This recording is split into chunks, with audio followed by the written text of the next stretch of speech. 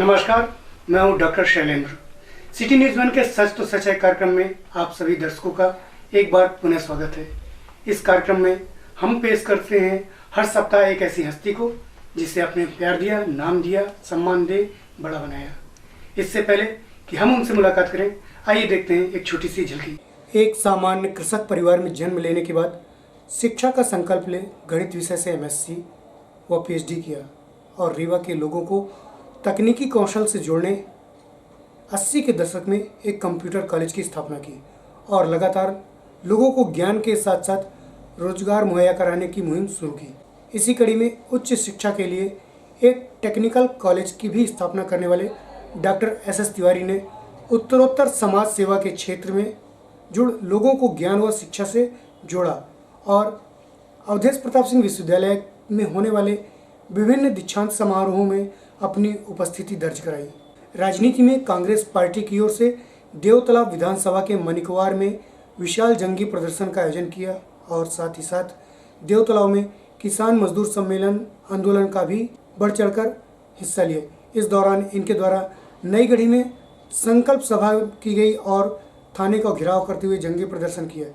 वहीं राजनीति छवि के साथ साथ समाज सेवा एवं धर्म से जुड़ राष्ट्रीय कथावाचक सुश्री अन्नपूर्णा जी द्वारा देवतलाव के शिव मंदिर में विगत 10 वर्षों से लगातार बृहद श्री राम कथा का आयोजन कराया जा रहा है। वह विगत 5 वर्षों से मैसूर एवं रीवा की तर्ज पर देवतलाव स्टेडियम में दशहरे का आयोजन कर रावण दहन कराया जा रहा है।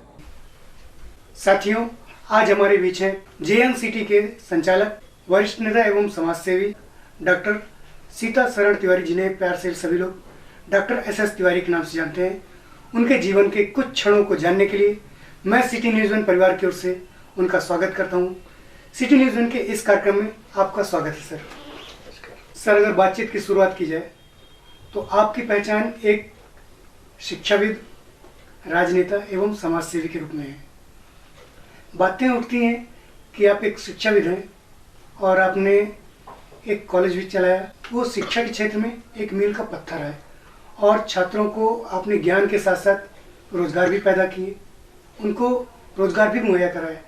तो ऐसी कौन सी घटना थी जिसने आपको इस शिक्षा जगत की ओर जुड़ा?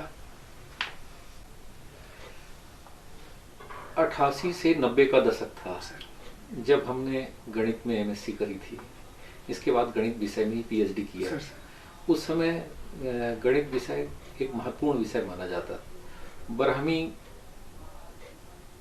उसके बाद लागू हुआ और जब हाई स्कूल में स्टूडेंट जाते थे तो वहाँ जो कुछ अच्छे पढ़ने वाले छात्र होते थे वो गणित विषय लेते थे और फिर बायोलॉजी लेते थे, कॉमर्स लेते थे, आर्ट लेते थे, ऐसे क्रम चलता था। और उस दरमियान गणित विषय के जो उत्तीर्ण छात्र होते थे, जो स्नातक, स्नातकोत्तर या PhD कर लेते थे, तो उनको शिक्षा के क्षेत्र में कहीं ना कहीं रोजगार मिल जाता था। मतलब ये रोजगार का बेस था कि अगर आपने मैथ लिया है तो आपको रोजगार मिलेगा। हाँ, थोड़ा समाज में एक सम्मान भी होता था कि गणित विषय का ये MSc किया हुआ है, PhD किया हुआ है, तो एक माने गर्व और सम्मान का भी विषय होता था और रोजगार भी मिल जाता था। दोनों बातें थी। समय के साथ ऐसा परिवर्तन आया कि फिर थोड़ा सा रोजगार के अवसर कम होते गए और बेरोजगारी बढ़ती गई। हमने अपने शुरुआती दौर पर कंप्यूटर एजुकेशन से शुरुआत करी। जी। गणित और कंप्यूटर थोड़ा मिलता जुलता विषय होता है। उन दिनों में कंप्यूटर का उतना विस्तार अपने देश में नहीं था और था भी तो बहुत चुने चुने जगह में, दिल्ली और मुंबई जैसे जगह में था।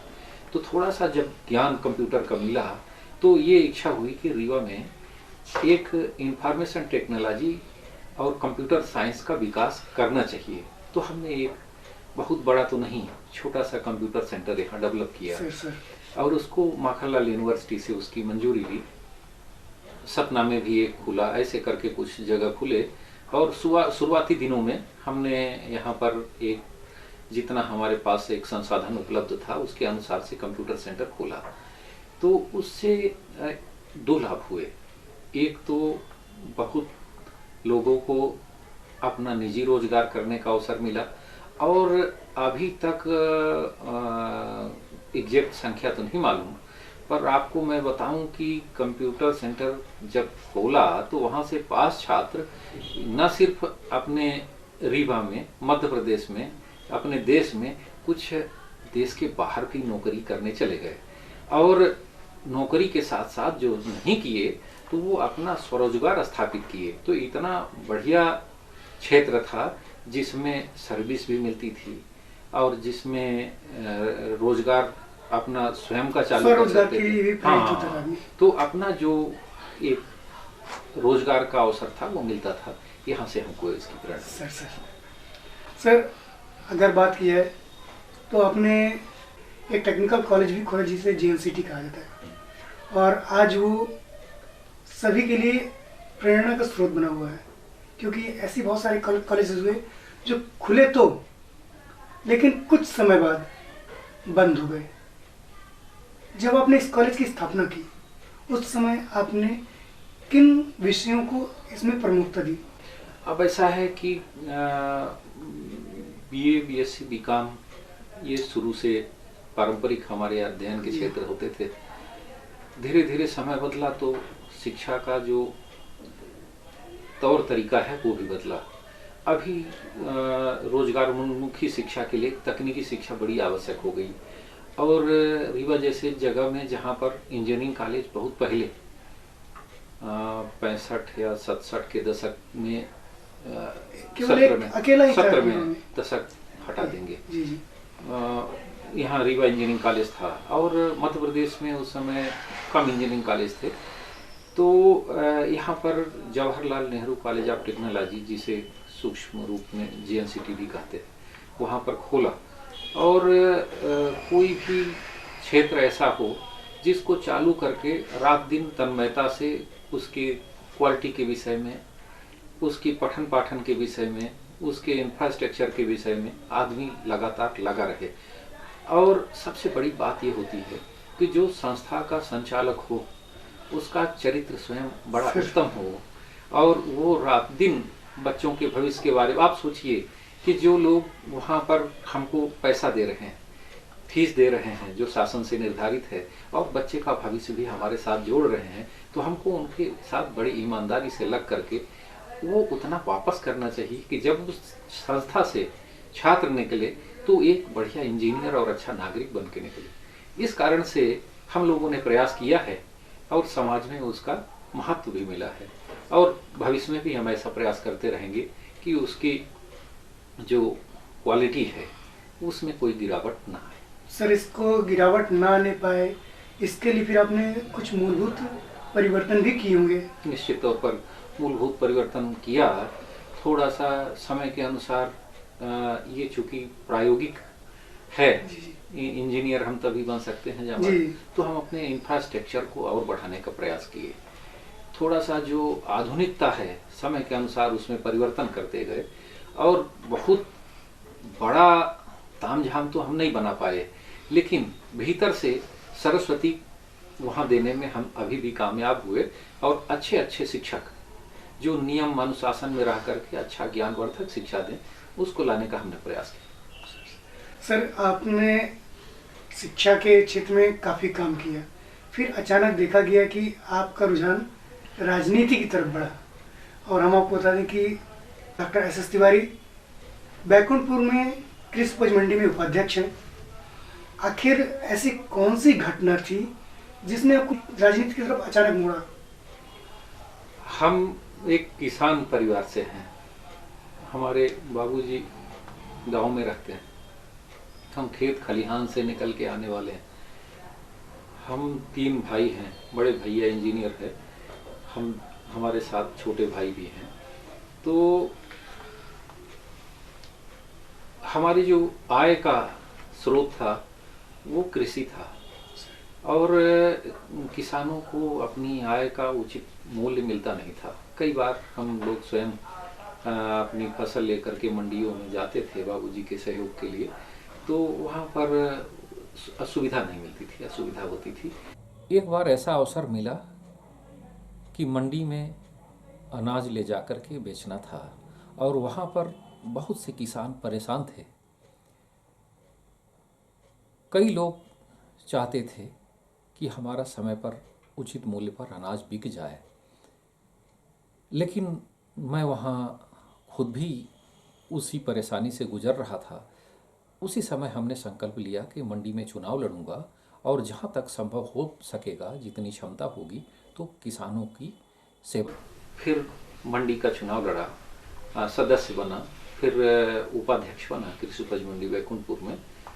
अभी तो कार्यकाल भी मेरा पूरा हो गया है, जब तक अभी निवर्तमान हूँ, वर्तमान नहीं कर सकते अब उसको, तो हो गया है ये इसी क्षेत्र से। फिर आगे ऐसा लगा कि ये भी ऐसा है जगह जहाँ हम समाज की सेवा कर सकते हैं। सर, आपने जब राजनीति में आए तो राजनीति में आने के बाद आपने किसी को अपना आइडियल बनाया, किसी को अपना गुरु बनाया होगा। वो आपके राजनीतिक गुरु कौन थे? महात्मा गांधी और नेल्सन मंडेला, ये दो ऐसे व्यक्तित्व हैं जो पूरी दुनिया को प्रभावित करते हैं। अपने देश में देखा जाए तो Pandit Jawaharlal Nehru,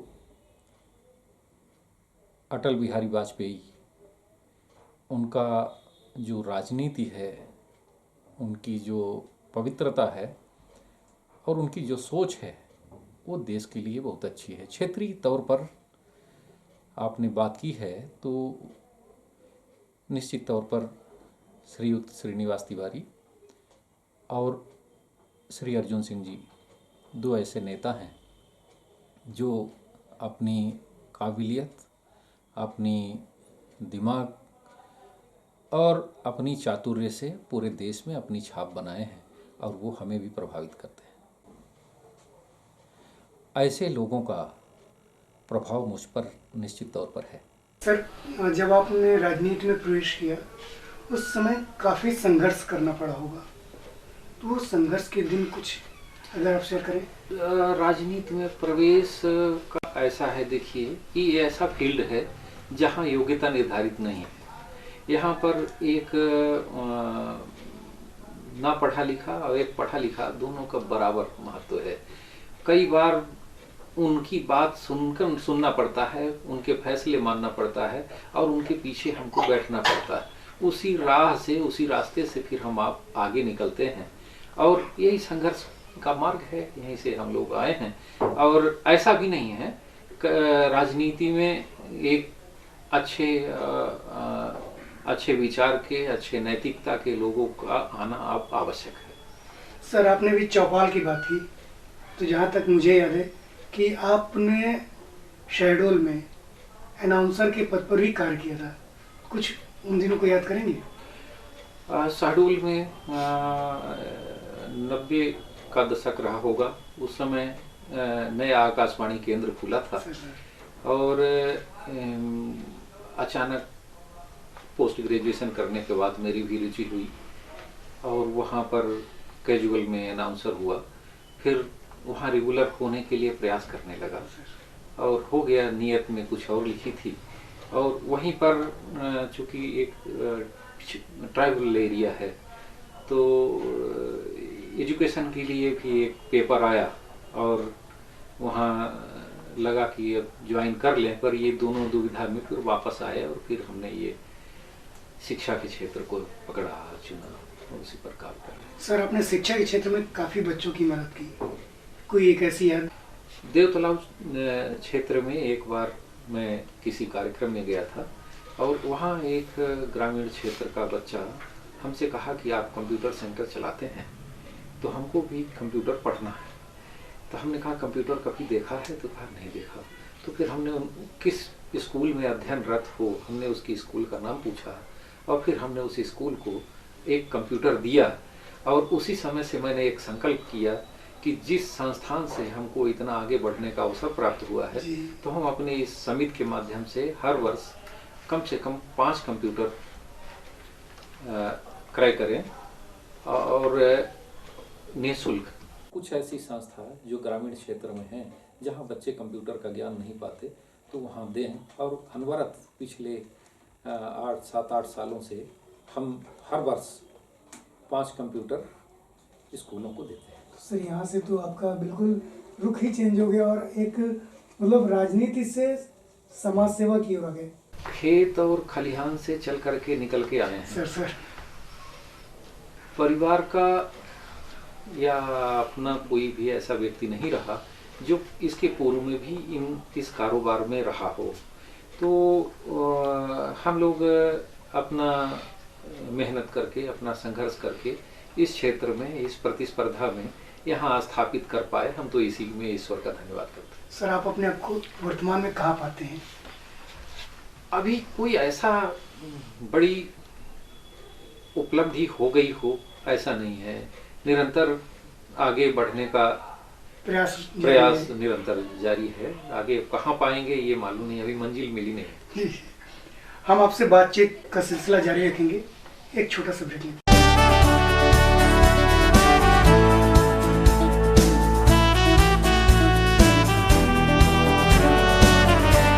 Golden Video in front of Bhukan Pansari, Fort Road, Riva. All weddings are similar, but every marriage is different. A complete photography and videography, Golden Video, video and photography, photo framing, album binding and designing, mug printing, live coverage of wedding and all functions, video crane, plasma, wall LED, drone camera and live telecast, album printing on Canvara, Charisma, Mazda and normal. Our services pre and post wedding shoot, short film and documentary, portfolios, candid shoot, drone shoot, live LED wall and kids photography. Contact for wedding functions and your special events. Golden Video. Address in front of Bhukan Pansari, Fort Road, Riva. Our contact 9424622706 7415668823. Golden Video.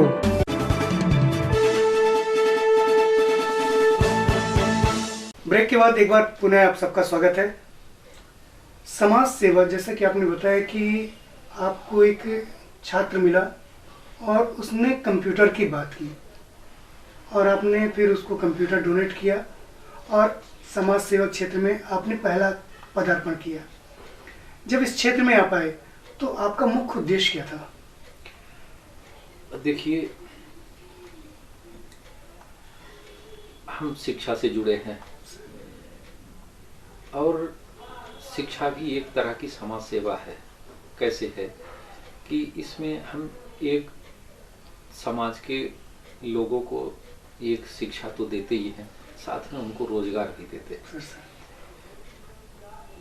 अगर मैं शिक्षक स्वयं हो जाता तो अकेले जाकर के वेतन पाता, नौकरी करता, और आज ये जो शैक्षणिक संस्थान खुले हैं कई लोग इसमें काम कर रहे हैं और हर आदमी जो जहाँ रहता है उस पेशे की पवित्रता को जानता है। हम तो अपनी बात बताते हैं कि जो काम हम ये कर रहे हैं हमको बड़ा सुकून देने वाला है। इसमें लोगों को अच्छा एक शिक्षित नागरिक तो बनाते ही हैं और भविष्य में उसको अपने घर परिवार के लिए, समाज के लिए एक रोजगार देने वाला और एक शिक्षित व्यक्ति तैयार करते हैं। सर, आपने जब समाज सेवा को अपना क्षेत्र बनाया तो उसके लिए कुछ प्राथमिकताएं भी रखी होंगी कि हमें किन लोगों तक ये सुविधाएं पहुंचानी है। अब देखिए, जो ये अपना विंध्य क्षेत्र है ना, यहाँ पर कोई बड़ा उद्योग धंधा नहीं है सीमेंट के अलावा। यहाँ पर लोगों की आर्थिक स्थिति भी उतनी अच्छी नहीं है।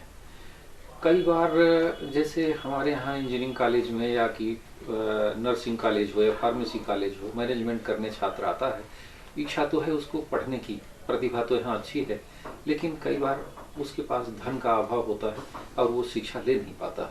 तो कोशिश हम लोग ये करते हैं कि किसी की शिक्षा उसके पैसे के कारण न रुकने पाए और उसको संस्था की तरफ से कुछ थोड़ा बहुत जो सहयोग करें, मदद करें और पढ़ करके वो निकल जाए, जिससे वो अच्छा नागरिक बने और अपना रोजगार स्थापित कर सके। जो कुछ धनी लोग हैं जिनके पास कुछ आर्थिक स्रोत अच्छे हैं तो वो अपने बच्चों को रीवा में नहीं पढ़ाते, वो कहीं और बाहर भेज देते हैं।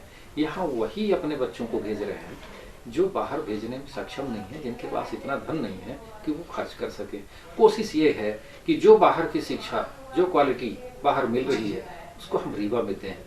प्रयास हम ये कर रहे ताकि हैं जो बच्चों का पलायन है वो रोका जा सके। पलायन रोका जा सके, और उसमें बहुत हद तक हम लोग कामयाब भी हुए। कई ऐसी उपलब्धियां हैं उसमें। जी। आप को मैं बता दूं कि जैसे बीएड कॉलेज खुले हुए हैं, उनमें हम लोग शिक्षक ढूंढते थे, मिलते नहीं थे, योग्यता उसकी एमएड होती थी। हमने देखा कि एमएड अगर पास शिक्षक एक कॉलेज में नाम लिखाते हैं तो सही सही हम एमएड की शिक्षा क्यों न चालू कर दें, और यही छात्र छात्र जो हों वो पढ़ें और शिक्षक बने। शिक्षक बनकर के। हाँ, तो मध्य प्रदेश में हम ये नहीं कहते कि हम पहले हैं, पर प्राइवेट संस्थान में एमएड शुरू करने के लिए हम लोगों ने इधर प्रयास किया। इसी तरीके से दूसरा था इंजीनियरिंग कॉलेज में पहले बीटेक या बीई पास कैंडिडेट शिक्षक भी बन सकता था, पर अखिल भारतीय तकनीकी शिक्षा परिषद ने एक नियम निकाला कि कम से कम मास्टर डिग्री होनी चाहिए, तब आप शिक्षक बना सकते हैं। हम लोगों ने फिर इसके लिए प्रयास किया, और इस जबलपुर में रहा होगा पर इस रीजन में नहीं था, और इंजीनियरिंग में भी जितने ब्रांच है सब में मास्टर डिग्री हम लोगों ने यहाँ स्टार्ट करी, और आज देखिए मास्टर डिग्री के हुए यहाँ पर अच्छे टीचर मिलते हैं जिससे अच्छा शिक्षा दे रहे हैं। सर, आपने समाज सेवा प्रारंभ करने के लिए कुछ पैरामीटर्स भी बनाए होंगे, पैरामीटर्स क्या है? पैरामीटर तो यही है कि जो एक पुअर कैंडिडेट है, जी। निर्धन छात्र है, किसी भी वर्ग का हो, तो उसको हम लोग थोड़ी सी मदद करके प्रमोट करें उसको। हाँ, प्रमोट करें, और उसको अगर पढ़ने की ललक है तो पैसा उसके शिक्षा में बाधा न बन सके और उसको हम लोग पढ़ा सकें। तो सर कोई ऐसा अनुबंध वगैरह भी कराते हैं क्या कि ठीक है आप पढ़ो लेकिन आपके लिए ये करना जरूरी हो? नहीं करते, कोई अनुबंध नहीं करते कि पढ़ के तुम निकलोगे तो हमको पैसा दे दोगे। अनुबंध जैसा कुछ नहीं रहता। कई बार चूंकि प्राइवेट संस्थान है और अर्थव्यवस्था किसी प्राइवेट संस्था की बच्चे की फीस से ही चलती है, कोई रूसा का, यूजीसी का या किसी दूसरे का फंड नहीं आता। बच्चा फीस जमा करता है, उसी में से पूरा इंफ्रास्ट्रक्चर तैयार होता है, तो कुछ तो उसको कभी कभी मदद छूट कर देते हैं, और अगर लगता है कि और उसको देने की आवश्यकता है तो उसको ये हम लोग कह देते हैं कोई अनुबंध किए बिना कि जब तुम पैसा पाना तो इस संस्था के लिए कुछ थोड़ा सा फिर योगदान देना, अपनी मर्जी से कर देना। बिल्कुल। सर, उत्तरोत्तर उन्नति के लिए आपकी भविष्य की क्या योजना बना रखी है? देखिए अभी हमने बताया आपको कि एक कंप्यूटर एजुकेशन कंप्यूटर सेंटर से शुरुआत किया, इसके बाद फिर इंजीनियरिंग कॉलेज, नर्सिंग का कॉलेज, मैनेजमेंट का कॉलेज, डिग्री कॉलेज साथ में ही रखा, फिर फार्मेसी कॉलेज खोला। अभी ये जो निरंतर आगे बढ़ने की प्रक्रिया है उसको जारी रखते हुए योजना है अभी कि रीवा में एक विश्वविद्यालय खोला। इसके लिए आपको बधाई। धन्यवाद। सर, हमारे दर्शक जो अभी तक आपको सुन रहे थे उनके लिए कोई संदेश? अब ऐसा है, देखिए कि हमने कहा कि हम एक शैक्षणिक संस्थान से जुड़े हैं, वहाँ ज़्यादा कौन आता है? छात्र आते हैं और युवा आते हैं। वर्तमान समय अपने देश ही नहीं पूरी दुनिया के लिए एक बहुत कष्टप्रद समय है। हम लोग काफ़ी भय और आशंका में अपना जीवन यापन कर रहे हैं। हम परमात्मा से ऐसी आशा और अपेक्षा करते हैं कि इस कोविड-19 बीमारी जो अपने देश में आई है और इसके कारण से कई ऐसे परिवार भी हैं जो प्रभावित हुए हैं और हमारे बीच कई अपने प्रिय नहीं बचे हैं, तो उन परिवारों में धीरे धीरे खुशहाली आए और जो वो रिक्तता उस परिवार में हुई है वो भरे। और आज समाज में जो एक सबसे बड़ी समस्या है, विकट समस्या है, और वो गांव तक चली गई शहर से, वो है नशा की। और कई तरह के नशा आज युवाओं में पैदा हो रहा है जिससे समाज में बड़ी विकृति तैयार हो रही है। तो मैं ये कहता हूँ कि अगर आगे बढ़ना है, युवाओं को देश का अच्छा नागरिक बनना है, तो नशा का पूरी तरह से परित्याग करना पड़ेगा। आप नशा छोड़ दो और जो हमारी संस्कृति है, हमारी नैतिकता है, उसको अपनाओ। आप निश्चित आगे बढ़ोगे, आपका भविष्य अच्छा रहेगा। सर, चलते चलते आखिरी एक सवाल है कि आपने लगातार अपने देवतलाव क्षेत्र में राम कथा करा रहे हैं, इसका क्या उद्देश्य है? जो विपक्षी कहते हैं उनका कहना ये है कि आप कहीं ना कहीं इसको राजनीति से जोड़ रहे हैं, क्या ये सच है? ये सही है कि देखिए, जैसे मैं पहले भी कहा कि सतना जिले में जिस तरीके से चित्रकूट और मैहर है, जी। उसी तरीके से रीवा जिले में भगवान भोलेनाथ का बड़ा ऐतिहासिक और धार्मिक स्थल देवतलाव है। और उस प्रांगण में एक राष्ट्रीय कथावाचक हैं अन्नपूर्णा माता जी, वो बहुत सुंदर राम कथा कहती हैं। तो वो कथा करवाने का उद्देश्य पूरी तरह से धार्मिक है। और वहाँ ना मैं किसी से चंदा इकट्ठा करता, अपनी क्षमताओं के अनुसार जो उसका व्यय होता है, न किसी से शक्कर लेता, न किसी से और दूसरी सामग्री लेता, न टेंट का लेता। केवल सबको विनम्रता के साथ आग्रह करता हूँ कि आइए और उस धार्मिक आयोजन में शामिल होइए और भगवान श्री राम की कथा को सुनिए। आपने कहा कि कुछ लोग इसको राजनीति से जोड़ते हैं। जी। तो या कि मैं राजनीति के लिए ये करता हूँ, ऐसा कहते हैं। तो मैं आपको बताना चाहता हूँ कि हमारी ये एक सनातन परंपरा है कि जब भी कोई अच्छा काम कोई करता है तो कथा कीर्तन करता है, मानस करता है और फिर आयोजन करता है। हमारा राजनीति में अगर जाना है और हम परमात्मा को अपना आधार बना करके चल रहे हैं, भगवान राम की कथा करा रहे हैं, तो कौन सा गलत मार्ग को चुन रहे हैं? अगर इसमें किसी को आपत्ति लगे तो हम तो नहीं समझते कि उचित हो। हमारी खुशनसीबी है कि आज सच तो सच है के कार्यक्रम में हमारे बीच डॉक्टर SS तिवारी जी अपना अमूल्य समय दे हमें अपनी जानकारी दी। इसके लिए मैं आप सभी की ओर से उनको बहुत बहुत धन्यवाद देता हूँ। धन्यवाद सर, आप इस कार्यक्रम में हैं, उसके लिए आपका बहुत बहुत धन्यवाद।